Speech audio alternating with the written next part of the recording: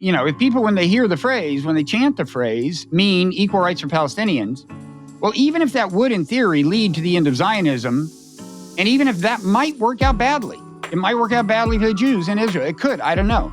That's still not the same as them having in mind when they chant the phrase genocide, right? And Rashida Tlaib. You're splitting hairs, but it seems to me you're splitting hairs. I don't think I am. Well, let me give you an analogy.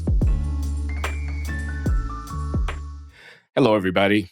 Thanks for tuning in to The Glenn Show. This is Glenn Loury. I'm a professor at Brown University and a senior fellow at the Manhattan Institute. The Manhattan Institute sponsors The Glenn Show, and I'm joined this week by Robert Wright, who is the publisher of the Nonzero newsletter at Substack and the host of the Nonzero podcast. And is...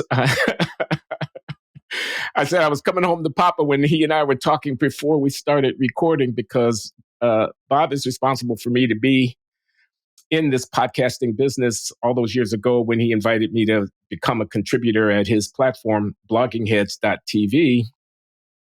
And that was the beginning. In fact, I think you came up with The Glenn Show as the suggested title for my podcast, and it served us well. Anyway. I think so, and it has worked out well for you, and I'm glad. You deserve it. I mean, it's not like nobody had heard of you. You were already a serious, well-known intellectual. You just didn't have the audio-visual presence. And this is now a very important part of my professional life and of my sense of doing the Lord's work as I try to figure out what in my 8th decade of life is worth spending my time on. So this is one of the things I think, and I'm grateful to you, Bob. Wow. So, but we're not here to talk about that. We're here.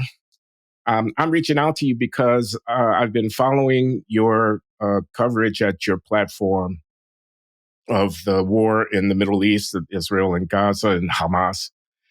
And it's not a subject that I know a whole lot about, but it's one of the most pressing, maybe the most pressing issues of our time. And you're a guy that's been covering that story for a very long time, and you're in an ongoing series of conversations with knowledgeable people on the ground in Israel and as well as here in the United States. And I just thought it'd be interesting to hear from you about all of that. So let me tell you that some of my colleagues circulated a letter here calling for a ceasefire. I signed it. I've heard from I signed it. Well, I could say why, but it just seemed like the right thing to do, all things considered. And I've caught a ton of flack for doing that. Where are you on that issue just now? Oh, I would support that for sure. I even think it's in Israel's long run interests. It isn't only on humanitarian grounds that I would support it. But yeah, I do. Well, people say it's a gift to Hamas. They say Hamas will have won if a ceasefire were installed. They said it gives them time to regroup. You're not bothered about that?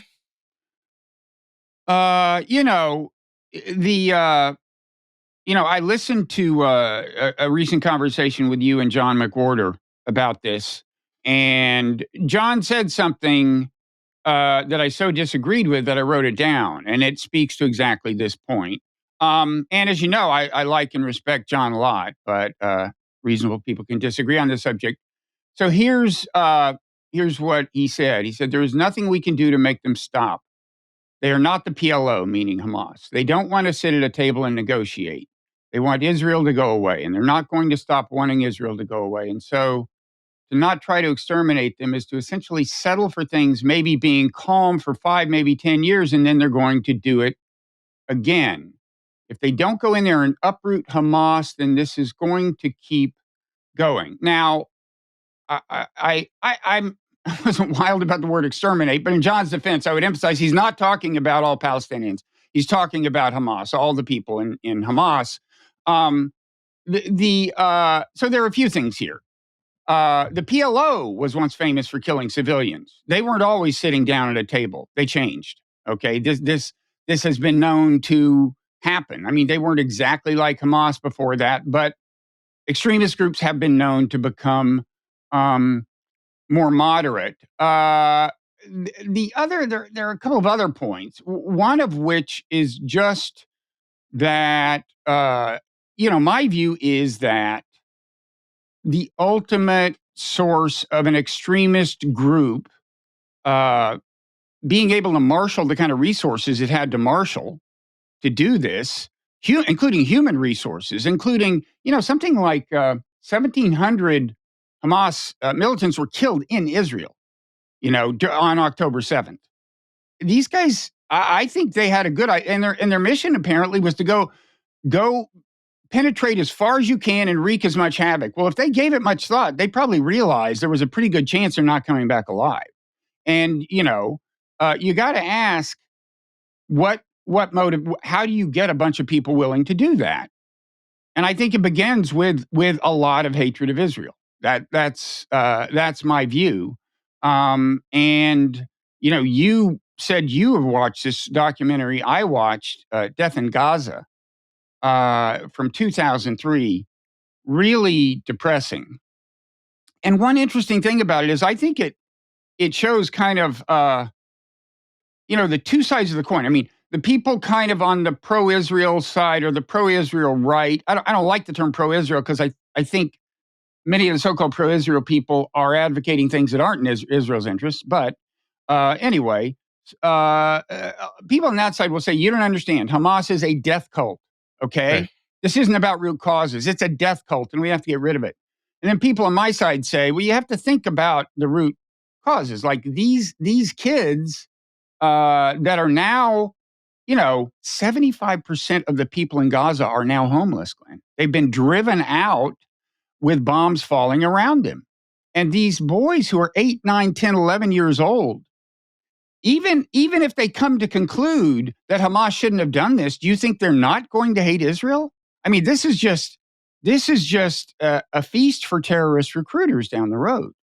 And Well, yeah, I mean, isn't the answer going to be they would have hated Israel anyway? That the hatred of Israel comes from not from reaction to what Israel does, but from an ideology of Jew hatred, anti-Semitism, and a death cult, kind of way of looking at life. And you're asking Israel to leave itself open to, as John points out, a repetition of October 7th. On a theory. The theory is if we play nice, they won't hate us.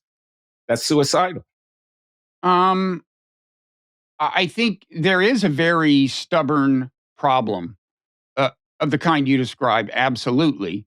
And, and it goes way back. It goes back to 1948. I mean, most of the people in Gaza descended from people who were displaced during the violence between Jews and Arabs in 1948.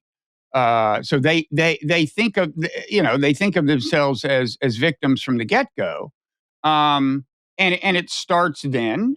But I think it's been reinforced frequently over the last 20 years by incursions like this, but of a smaller magnitude. And I'm not saying in any of these cases Israel had easy options.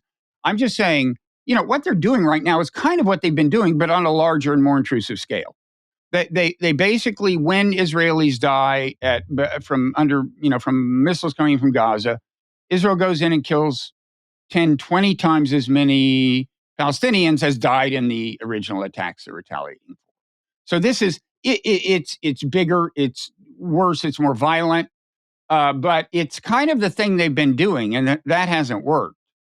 And to get back to that documentary, I want to acknowledge that it does reflect the side of the argument that Hamas is a death cult, right? You saw it, and you saw that Hamas has an infrastructure for steering young males toward militancy and even martyrdom. There's a horrifying scene in there where these militants who are probably, 18, 19, 20, they have masks on because they don't want to be identified on camera, so you can't really see them. But they're cultivating this 11-year-old.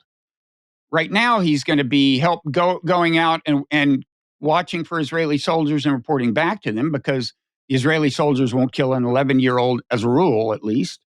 Although some of them die in the course of this documentary via Israeli bullets. So there absolutely is that side, and you know, so it's a very complicated problem. You've got this Hamas machinery for recruiting, and it begins at a really disturbingly young age. But at the same time, the other thing you see in that documentary is, of course, they're going to hate Israelis, right? All these kids, they all, a lot of them are related to somebody who's died, who's been killed by an Israeli soldier, often a young person, or they know somebody.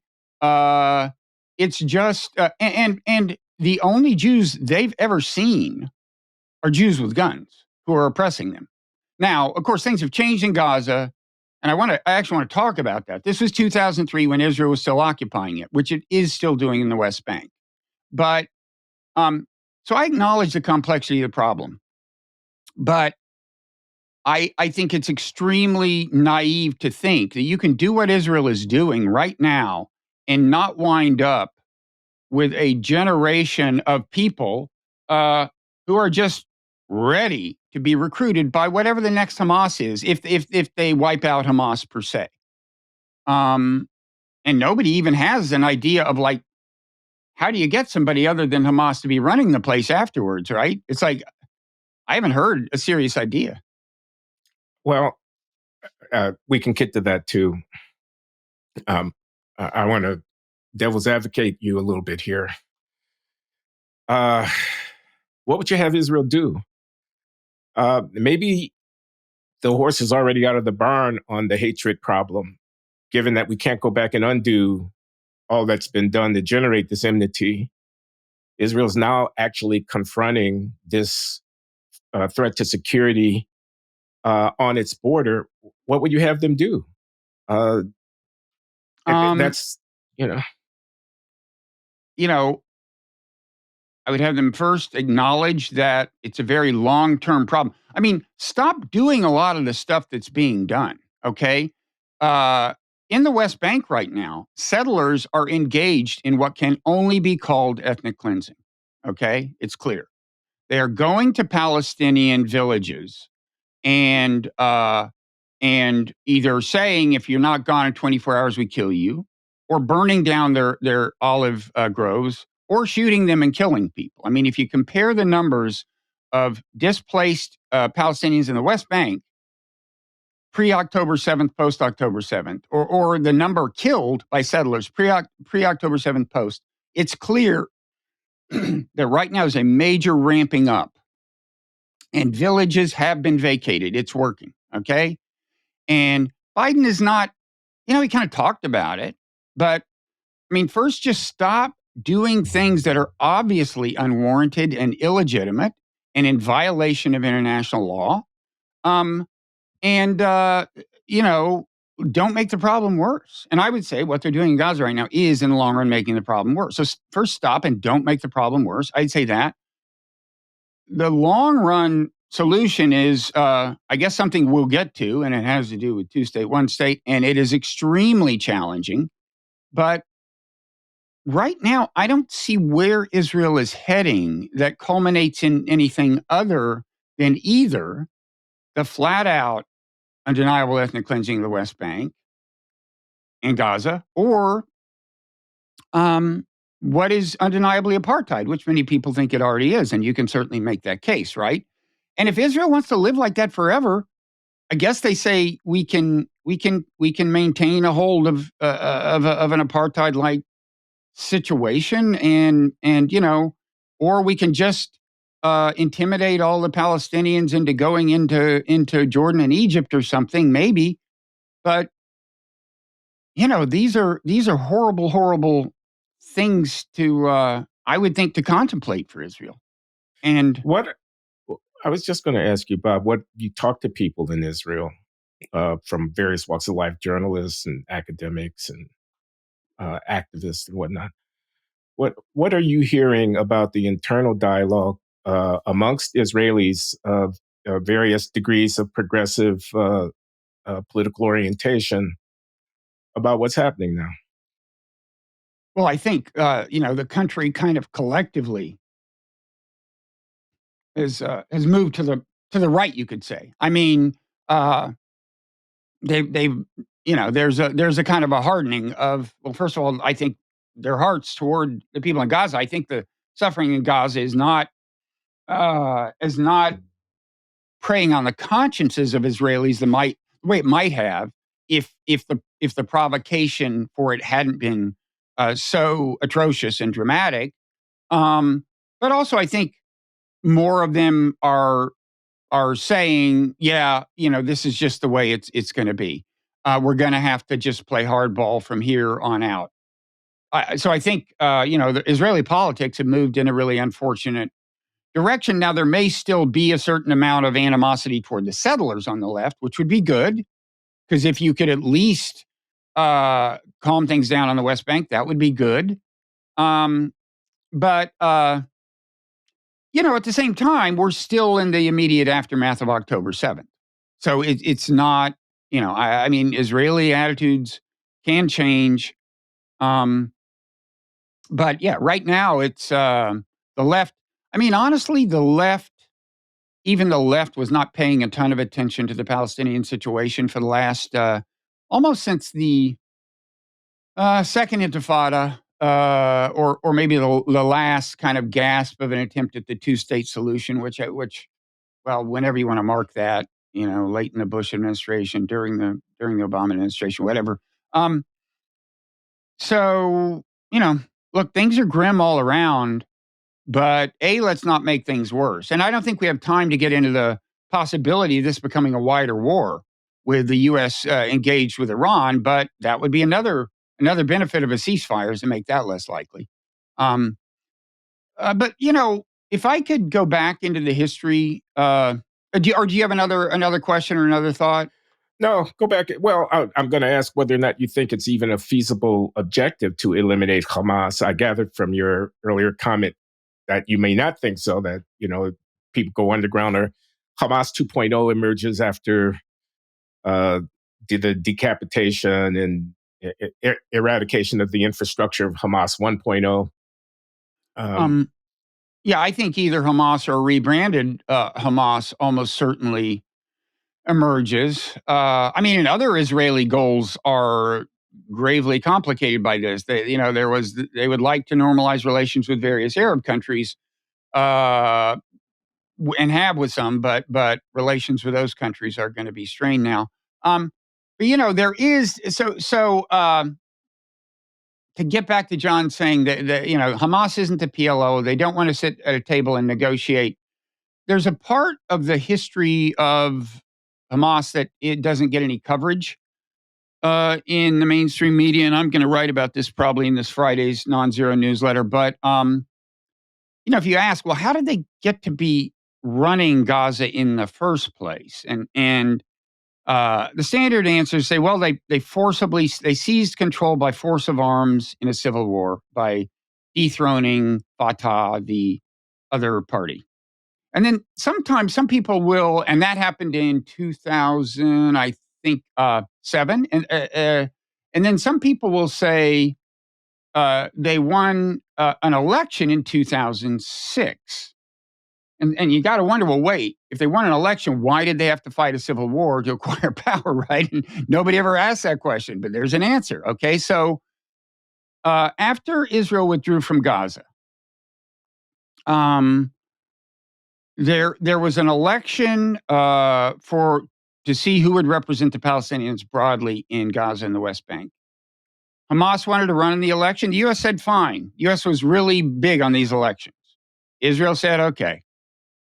Then they actually won. Now, I don't think they won the popular vote. I think they got 43%, but this gave them control of what was the parliament, although maybe under another name. And the system of government had just been changed such that was where the power is. So the prime minister now had more power than the president. So basically, they were now the legitimate government of the Palestinian people.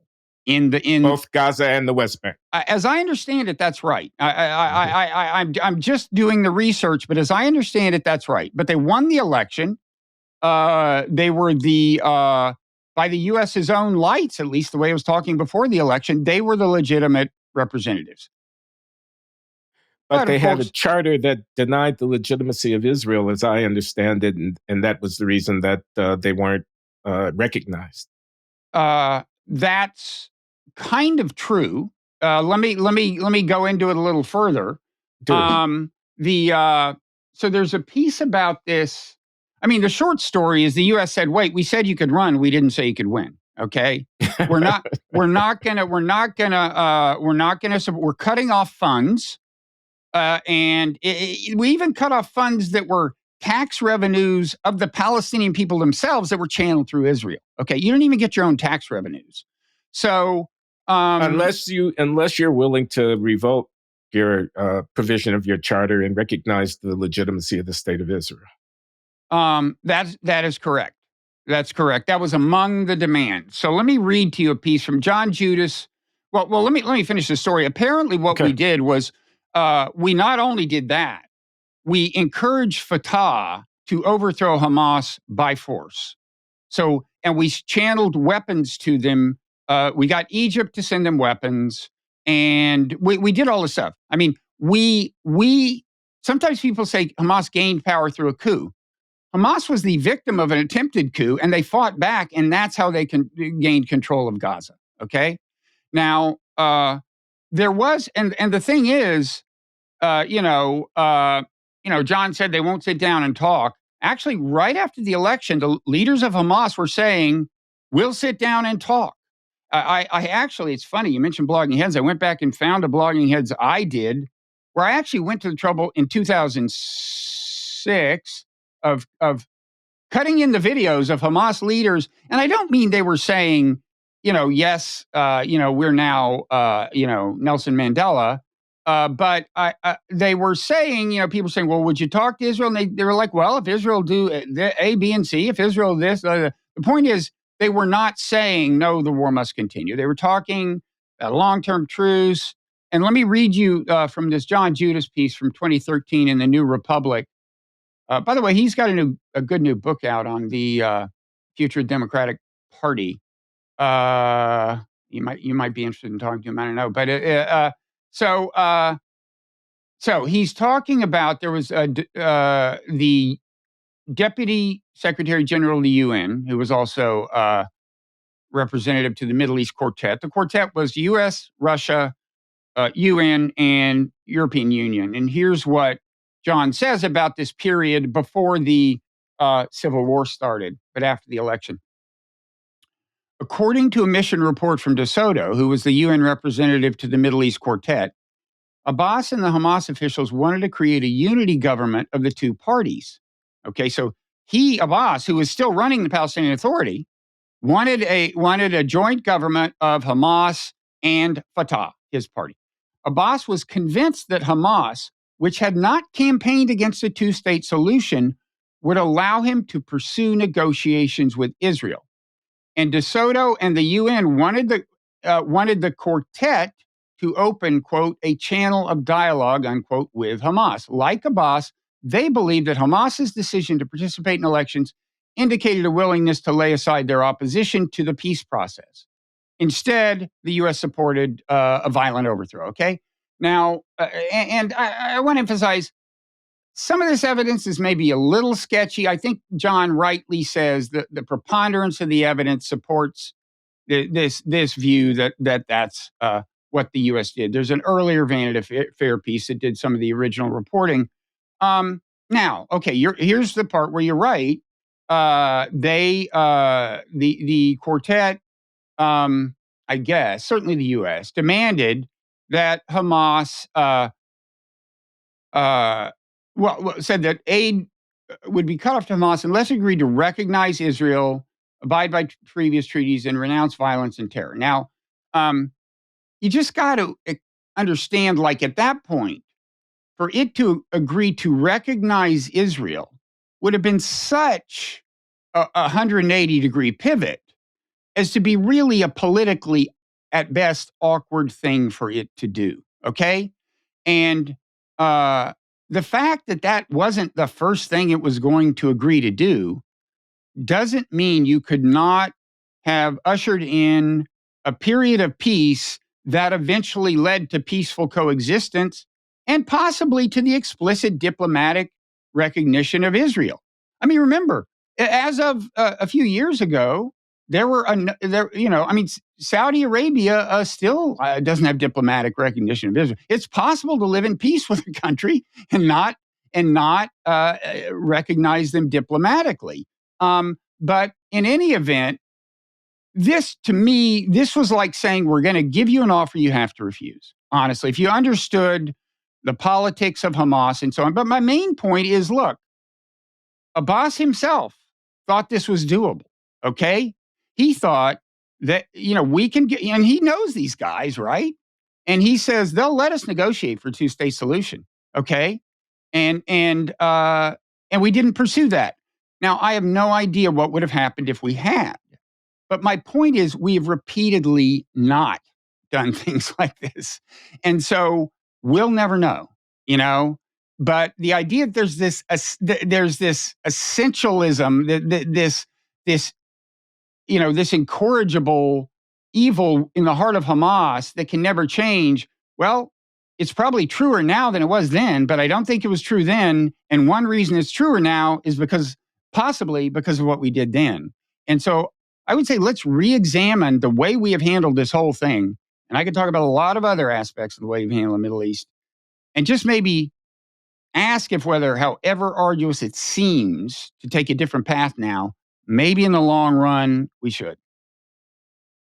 You think that wiser heads in 2005, 6, 7 would not have been so insistent on requiring obeisance to a political line that just simply wasn't a feasible option for Hamas.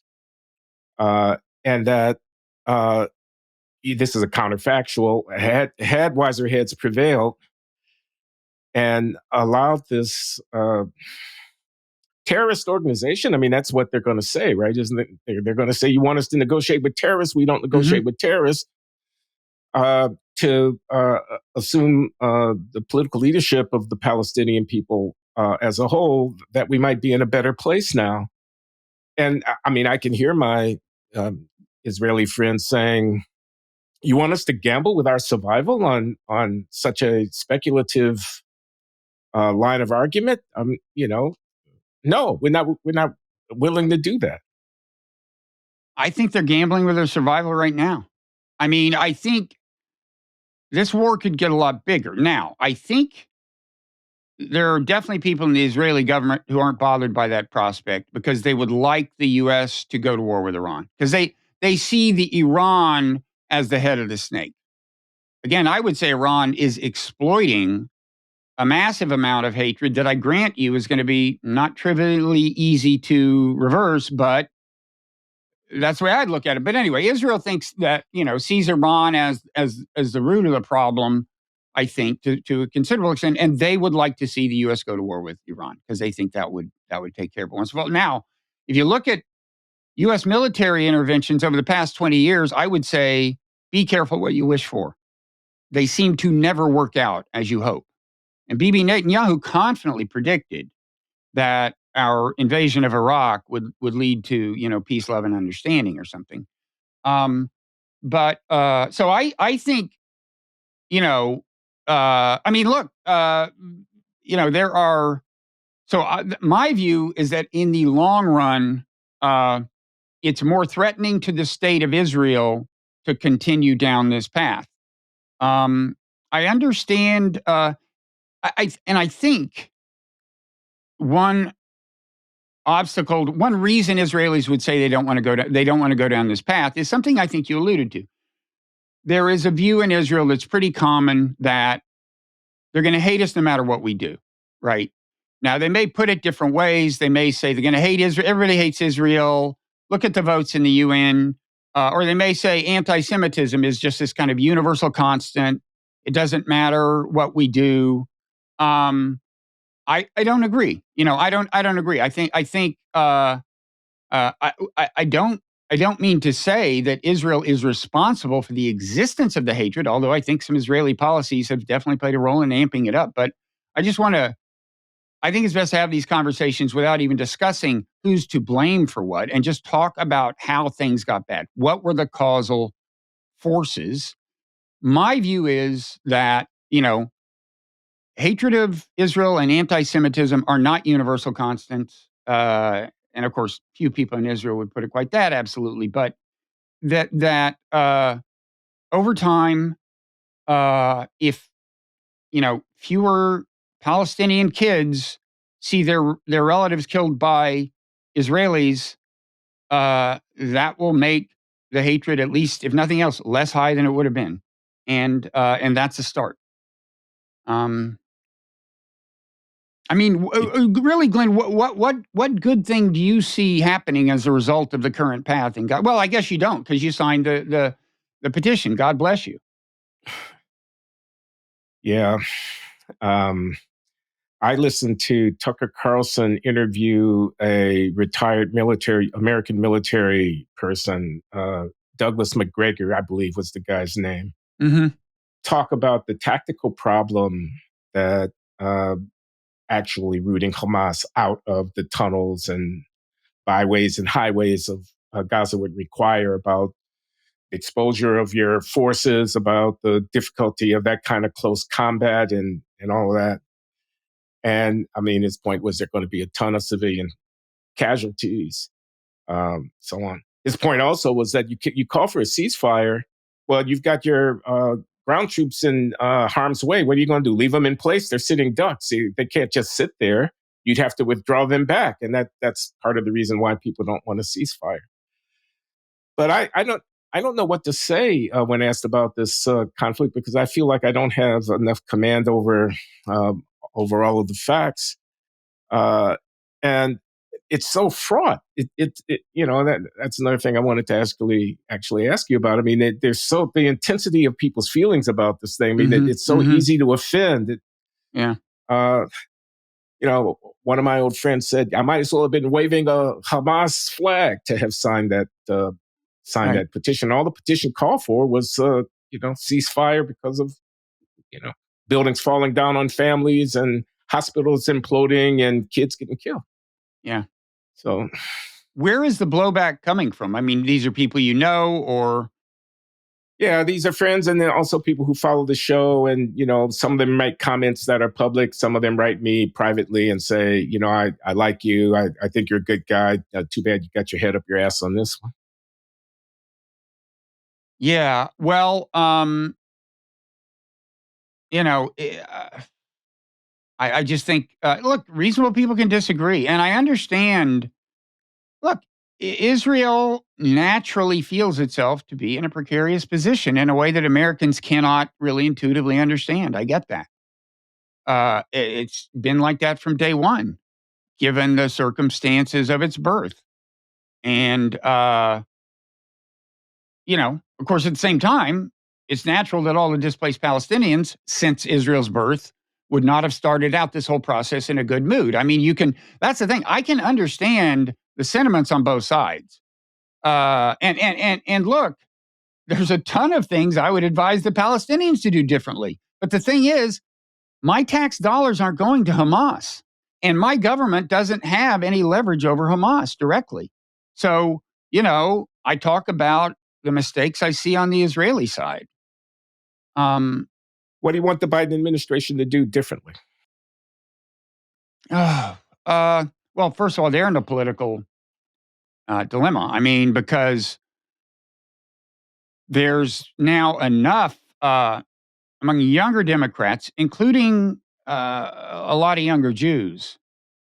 There's now enough criticism of the current and traditional American policy that he's not to mention the Arab American vote in some key swing states like Michigan. So he's in a tough spot. I mean, I've long been saying it'd be better for the Democratic Party if he didn't run and we had somebody else. But this is another reason.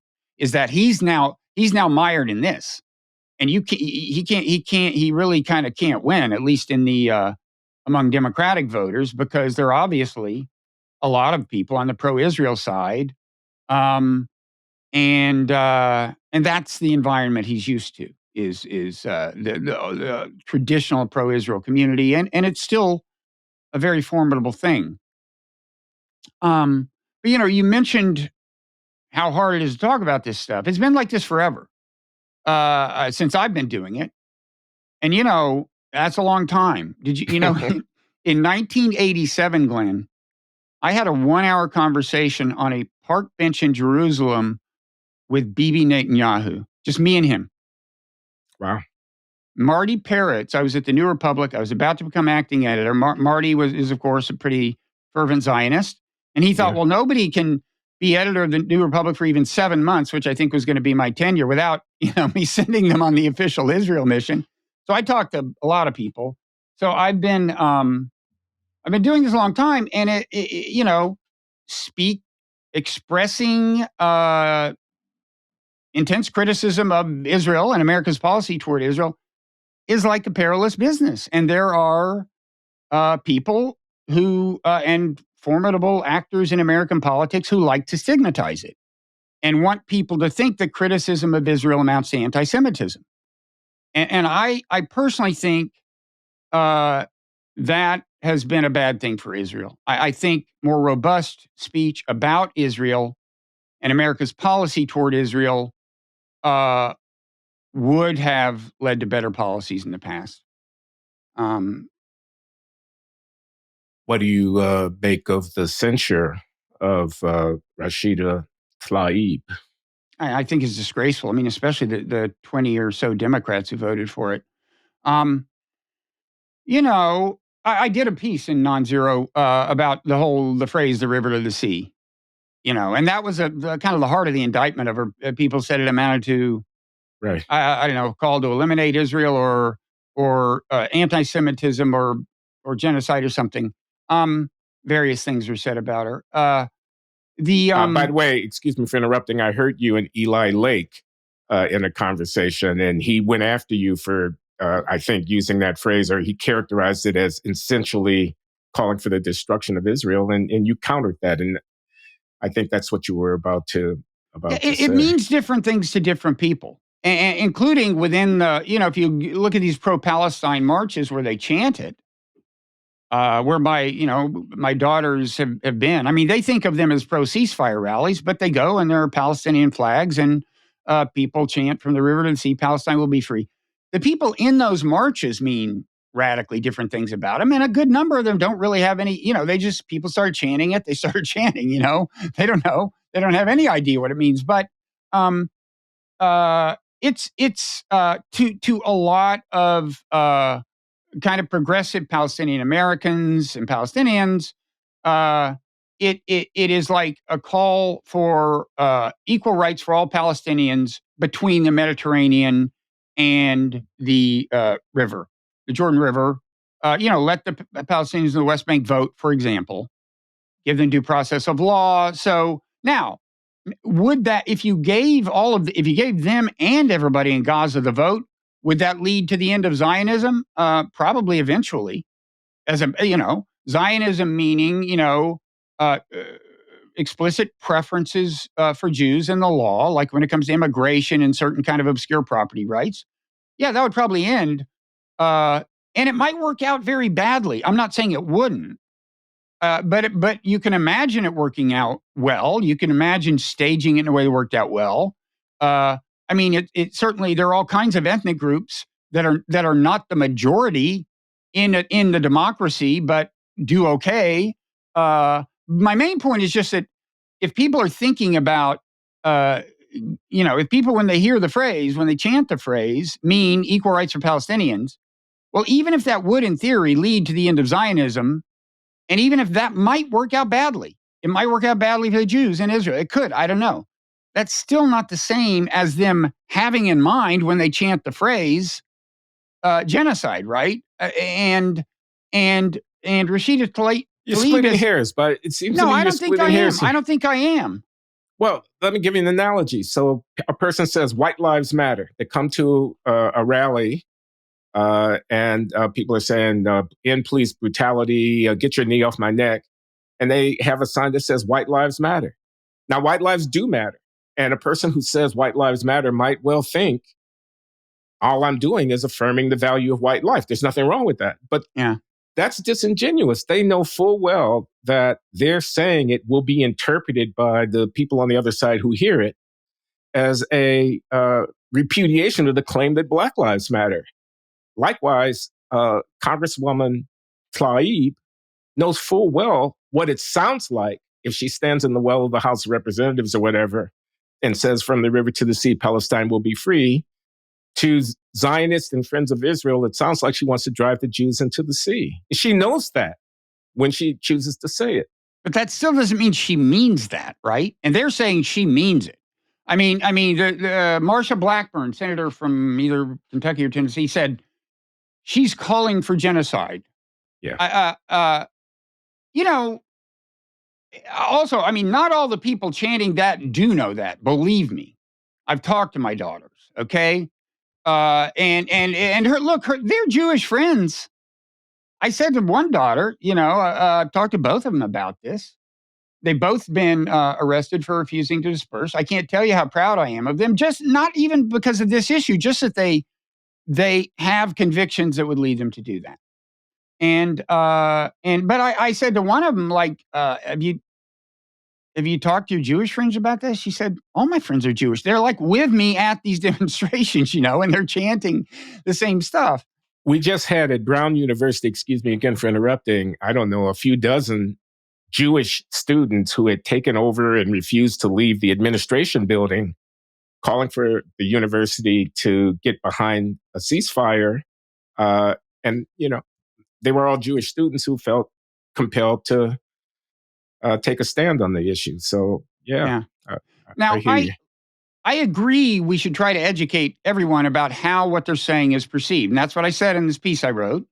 But we should also educate the people who think it's an explicit call for genocide or for, quote, the elimination of Israel or the annihilation of Israel, as it's sometimes put in a way that's definitely misleading. Try to explain to them, this isn't what everyone who chants that phrase means, Just as you want to convey a Palestinian flag isn't a Hamas flag, just the more clarity, the better.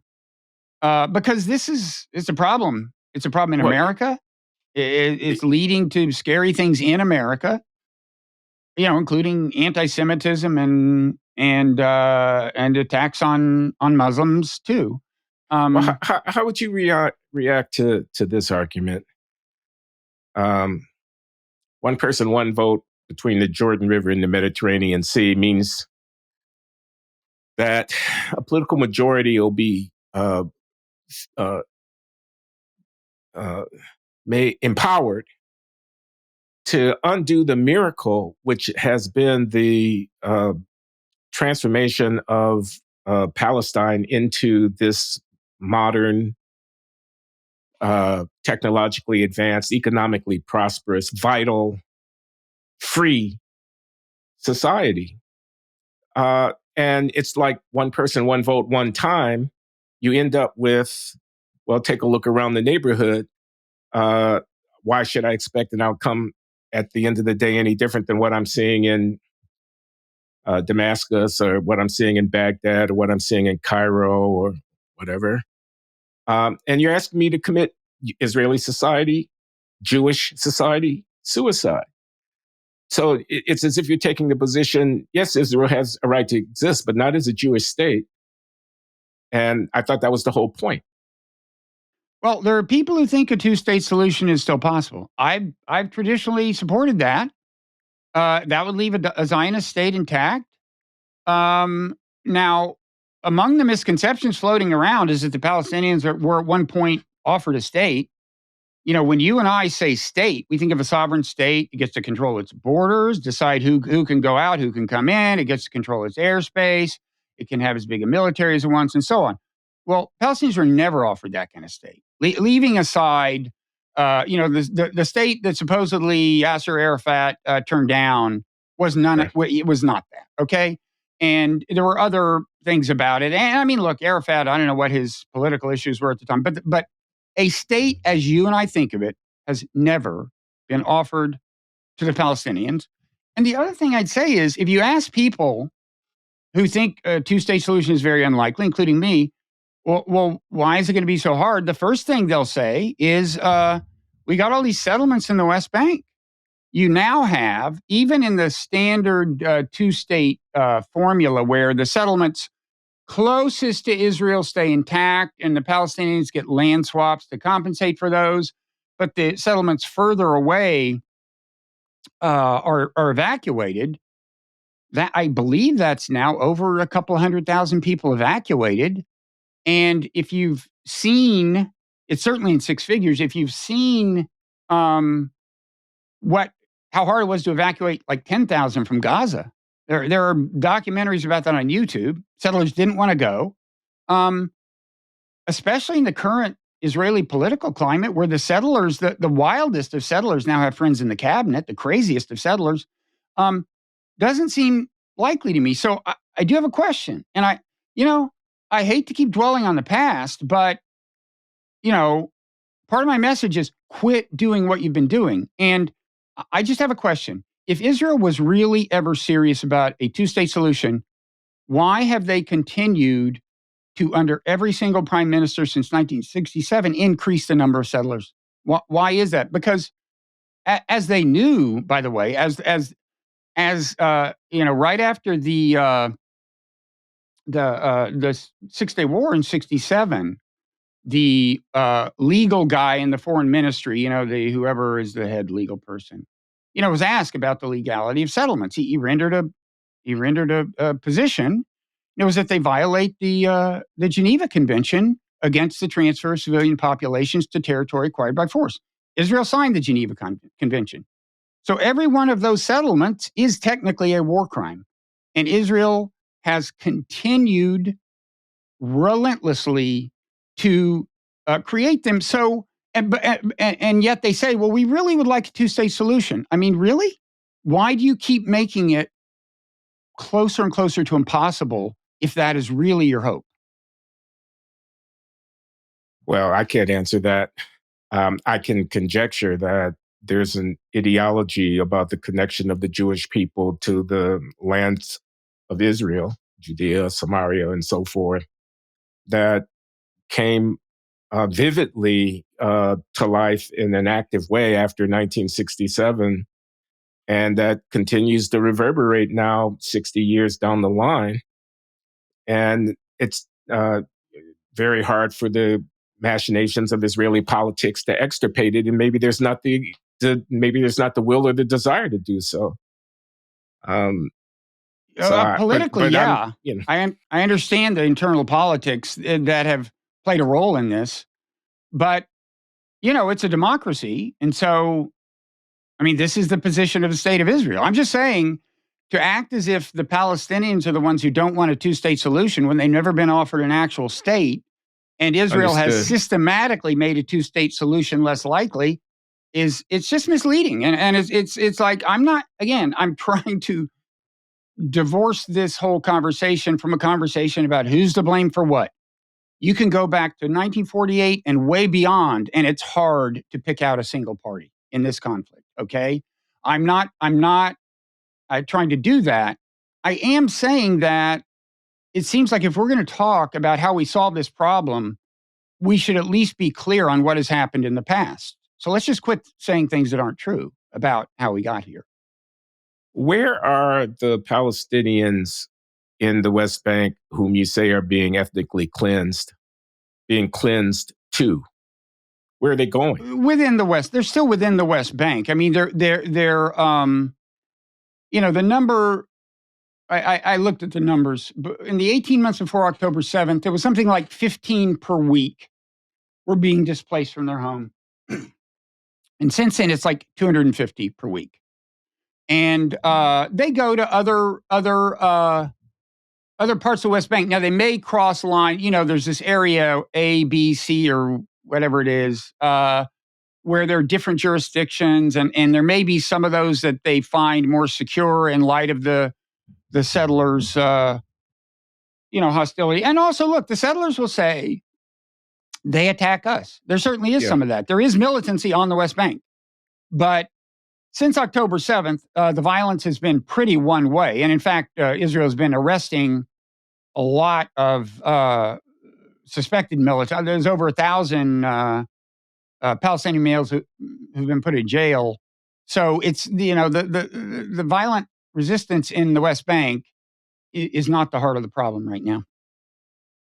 Do we have reason to be concerned that intifada-like insurgency amongst the Palestinian Arabs in the West Bank could be given some impetus by what's going on in Gaza right now?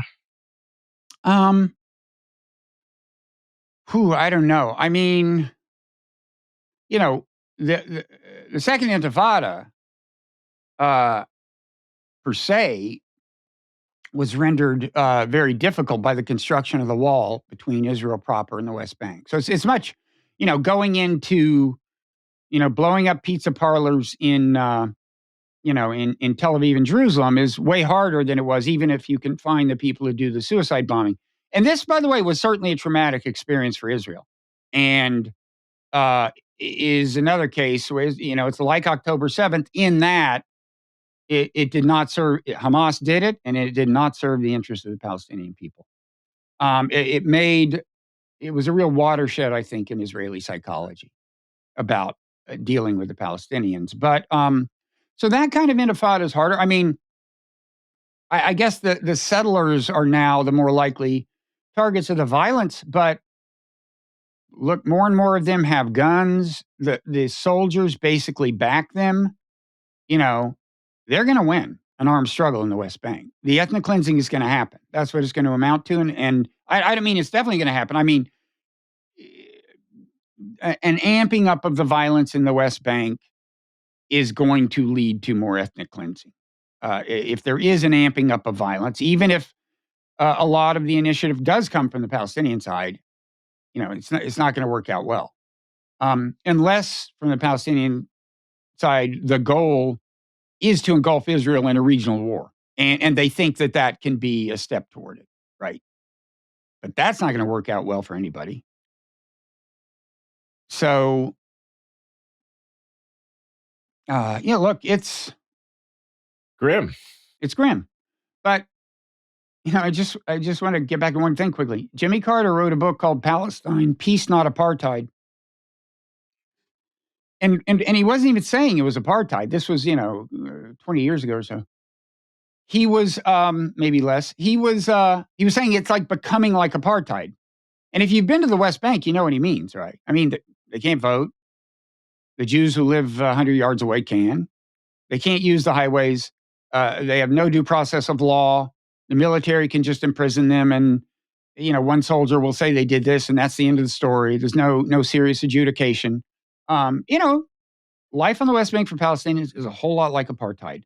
And Jimmy Carter was, I don't know if you remember, he had to apologize because that was the speech code being enforced. You can't criticize Israel this harshly. And he backed off. He said, sorry. And I don't think that's been good for Israel because in retrospect, he was exactly right. The conditions on the West Bank have become more apartheid-like since he wrote. And now it seems to me the options are apartheid, ethnic cleansing, one-state solution, two-state solution. And both of those are extremely challenging for reasons we've talked about. I don't know what the other options are, but I think more honest dialogue would have been good for Israel better because these are not that's not attractive menu of options.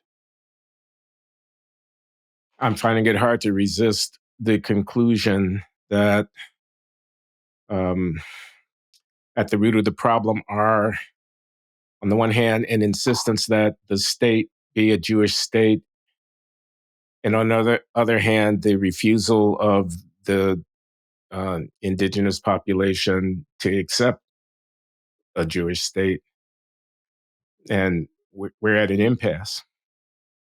Well, I don't agree that you could not get yourself to a place where there was acceptance of a Jewish state on the Palestinian side. I think it's become much harder.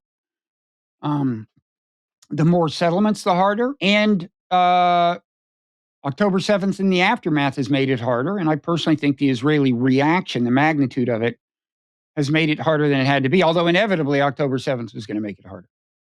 What Hamas did. And have you seen any of the videos of that are circulating around of the atrocities of October 7th? Because I have not yet. I've heard from people who have, but I have not. I have seen a couple of kinds of things. The one that was just kind of all I had to see was just the aftermath where the concert was. Where, it was one of these, when they, at concerts, they may, these open air concerts, there'll be a place, maybe they're selling refreshments or doing something. And so they have kind of a square of these folding tables set up. And inside the square, there are a bunch of people doing something, selling refreshments or whatever. And there were just, and inside this thing, there were just nothing but bodies. And that was kind of all I had to see. I mean, I also saw a little bit from a GoPro helmet of a guy who ultimately died. It included his death. And they were just kind of shooting randomly into houses. It wasn't clear they actually hit anybody. But so, look, it was horrible. It was, atrocity on a big scale. It was the first of the war crimes in this episode.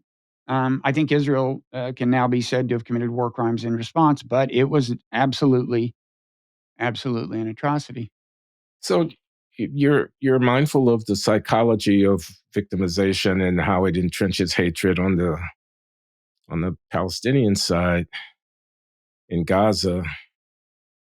What about the fact that, and I'm hearing it from American Jewish friends and colleagues and correspondents and commentators, the worst pogrom, mass killing of Jews since the Holocaust, Israel's 9/11.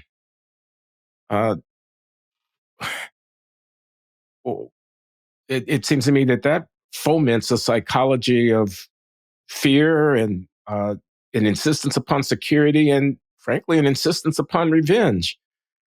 And that's not crazy, is it? I mean, it's something that a person could understand. So that's got to be a part of how we think about what's feasible to do going forward. No? Yeah, I mean, first of all, it was worse than 9/11 proportionally by a long shot. Yeah. And more, even qualitatively, kind of more horror. Well, I suppose you could argue. It seems to me kind of in a certain sense more threatening to the average citizen. The average American didn't think, oh, yeah, I could have been in the Twin Towers. Right. But and I will say, I have long said Israel's response to the security threats it perceives is no more ill-advised than our response to 9/11 was. On the other hand, I think our response to 9/11 was very ill-advised, and I think Israel's has been for some time. Yeah, no, what they're doing, I mean, in a certain sense, proportionally, it's maybe no crazier or no worse or something than how we reacted to 9/11. But, as Biden pointed out, that reaction was disastrously ill-advised. As for the other, I think you're right. Just as the psychology of the Palestinians was deeply influenced by the Nakba, the mass displacement, when most of them were driven out of their homes or left their homes, however you want to put it, in 1948. Obviously, the Holocaust, has left huge influence on, probably. I think the psychology of older Jews more than younger Jews, more than very young Jews, and probably Israeli Jews more than not Israeli Jews on balance. That's not surprising either. There's a fear of annihilation. But I do think it can be, like all fears, it can be counterproductive. It can lead to overreaction. And Bob, I'd I say the gotta same ask. thing on the Palestinian side, but go ahead. Well, no, I was gonna. I'm talking to the guy who writes books like "Why Buddhism Is True," who's a spiritual seeker, a serious person engaged with the existential challenge of trying to search out the meaning of life and to what's the purpose of things. And I'm wondering, I mean, I used to be a better Christian than I am now and turn the other cheek and all that kind of stuff. Uh, if you have any spiritually grounded reaction to this otherwise seemingly intractable problem, is there a possibility of transcending somehow? It's uh, Let me say, first of all, just on the self-promotional front, clarify that by true and why Buddhism is true, I was referring to kind of the naturalistic part of Buddhism, ideas about what mindfulness meditation is for, why it works, and also some, I think, pretty profound ideas in Buddhism, but not the so-called religious part. So it's not exclusivist. It's not denying the claims of any other religions. Anyway, but it is yeah, spiritual. Do I get that? no, I think you can say that because I think if you look at what the path toward what a Buddhist might call enlightenment, I think is not that I have gotten there or even gotten very far, but I understand where the path is supposed to lead, and um, I think it's first of all a path that you find references to at least in various religions. Um, and it's emphasized in many spiritual traditions. Um, and I do think it is I'd call it spiritual partly because it's so challenging and could be so transformative for the world, but it's also very kind of nuts and bolts in a certain way. It involves elementary things like being able to put yourself in the shoes even of the person you currently hate, right? I mean, that's, you know, uh, the it's a that's it's I was brought up Christian too, certainly part of the Christian tradition. You know, and the that's a very it seems like a simple thing. It's incredibly challenging because human psychology really works against it.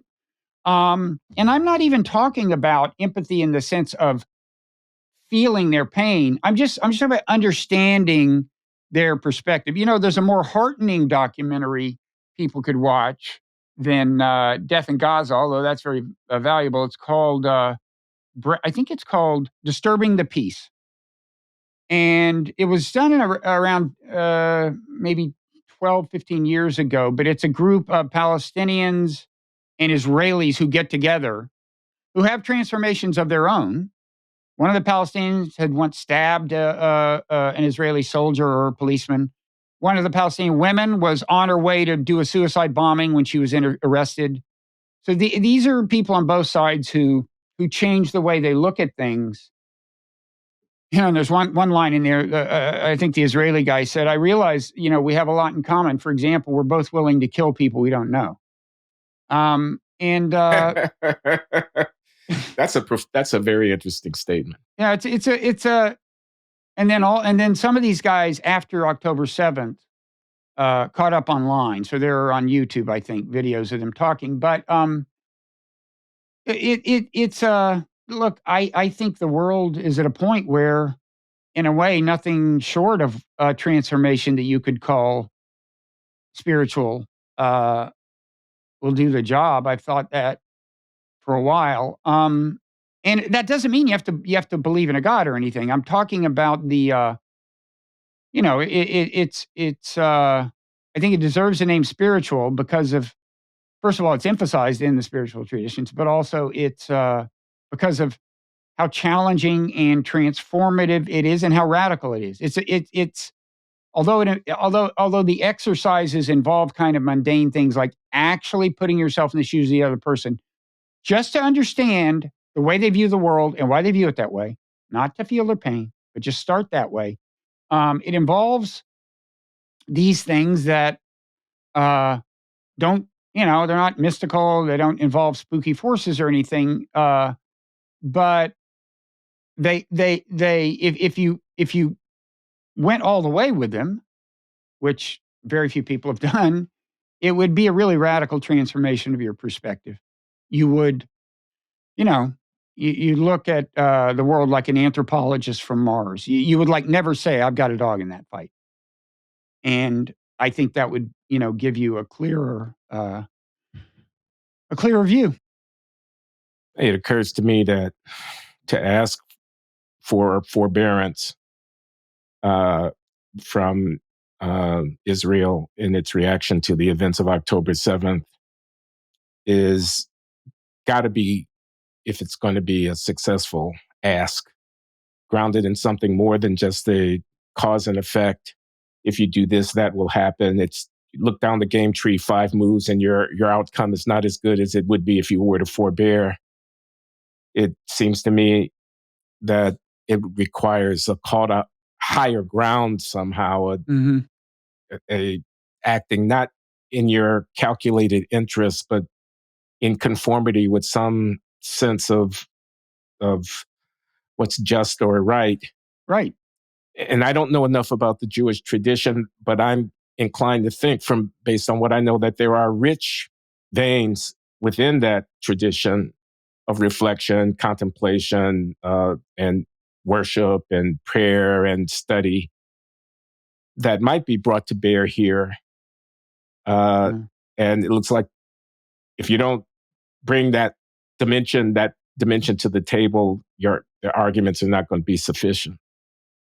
Yeah, I mean, some famous figure in Jewish history, is it Rabbi Hillel? Was there Rabbi Hillel? I don't know my Jewish history, but supposedly said, summarize the Torah.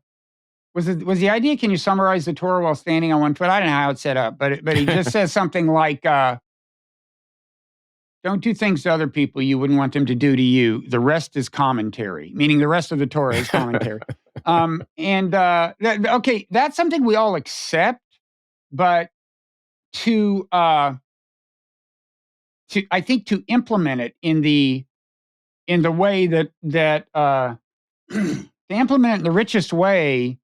I mean, we all accept it, and then what we naturally do is with our enemies, we say, well, they're asking for more than that. If I were in their shoes, I wouldn't ask for more than that, or it wouldn't be like that. And we always find a way of convincing ourselves that we are complying with that law when we may not be. And I think that's where some of the work comes in. But I think you're right. Look, although there is, I was writing in my book about what's sometimes called secular Buddhism. Religion can be a powerful motivator. And I think there are strands in all these religions that you can pick up on.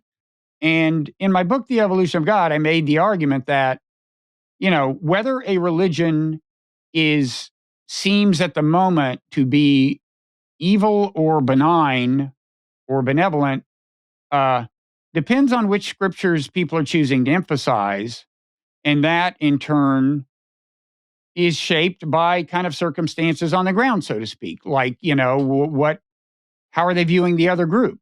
If you hate the other group, you'll find the scriptural justification for being bad to them.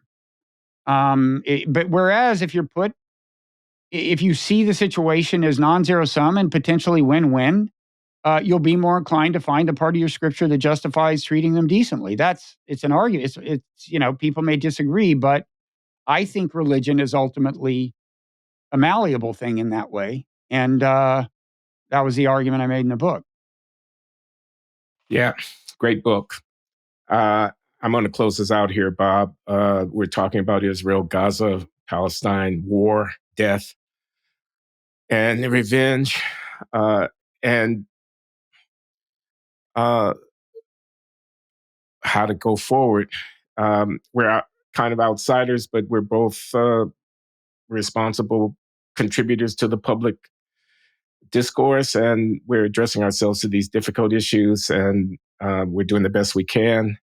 So I want to thank Robert Wright, who is the who is the publisher of his newsletter, Nonzero newsletter, and host of the Nonzero podcast, and my podcast godfather, for giving some time and for being so brave and thoughtful about addressing these issues. Well, I really appreciate the opportunity, Glenn. And I can't tell you how proud I am of my godson.